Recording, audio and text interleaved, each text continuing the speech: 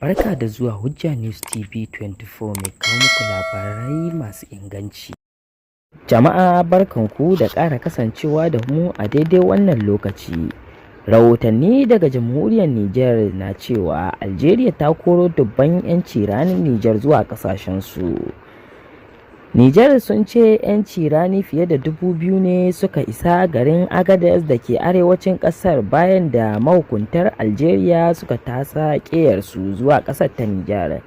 Duk da cewa akwai 'yan ƙasar ta Nijar a cikin wannan ayari, amma mafi yawansu sun fito ne daga ƙasashen yankin Afirka da ke yankin kudu da Sahara, wanda suka shiga ƙasar ta Algeria ba a kan ƙa'ida ba. To jama'a, kanin labaran namu kenan kuka saurara. Muna ƙoƙonku da ku danna mana alamar subscribe da alamar ƙararrawa domin ci gaba da samun shirye-shiryenmu masu albarka. To jama'a, sai ku gyara zama domin samun cikakken rahoton namu. Kamar yadda kuka ji cewa rahotanni daga jamhuriyar Nijar sun ce Algeria ta koro dubban 'yanci ranar Nijar ɗin zuwa ƙasashensu. Inda Nijar suka ce 'yanci ranar fiye da 2,000 ne suka isa garin Agadez da ke arewacin kasar bayan da mahukuntan Algeria suka tasa ƙeyarsu zuwa kasar ta Nijar. Duk da cewa akwai 'yan kasar ta Nijar a cikin wannan ayari, amma mafi yawansu sun fito ne daga kasashen Afirka da ke yankin kudu da Sahara, wanda suka shiga kasar ta Algeria ba a kan ƙa'ida ba. Wasu daga cikin 'yan ciranin sun shaidawa manema labarai irin bakar ƙubar da suka sha a hannun jami'an tsaron ta Algeria kafin daga bisani a tasa ƙeyarsu zuwa ƙasar Agadez.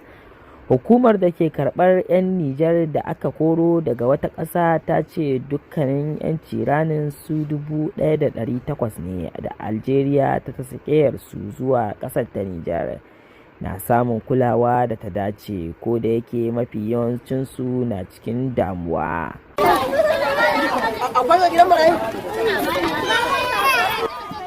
Yadda aka rika sauke ɗaruruwan 'yanci rani daga cikin motoci a wata cibiyar karɓar baƙi da ke wajen garin Agadez na jamhuriyar Nijar kenan.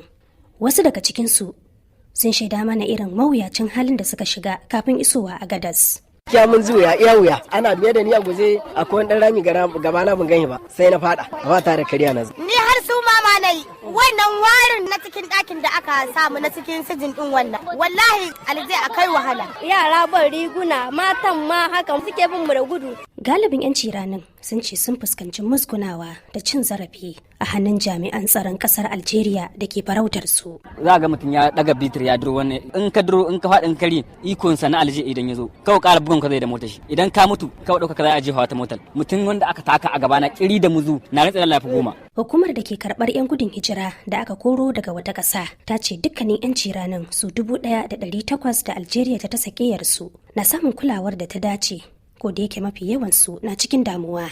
Sule Isiyaka shine shugaban sashen kare lafiyar al'umma.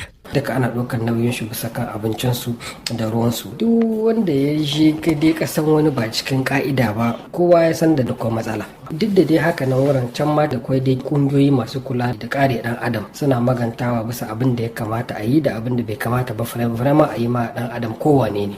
La'akari da yadda ake samun karuwar kwararar bakin hauren, hukumar kula da ƙaurar jama'a ta Majalisar Ɗinkin Duniya IOM ta bulo da wani shirin wayar da kawunan 'yanci rani kan muhimmancin yin balaguro akan ka'ida.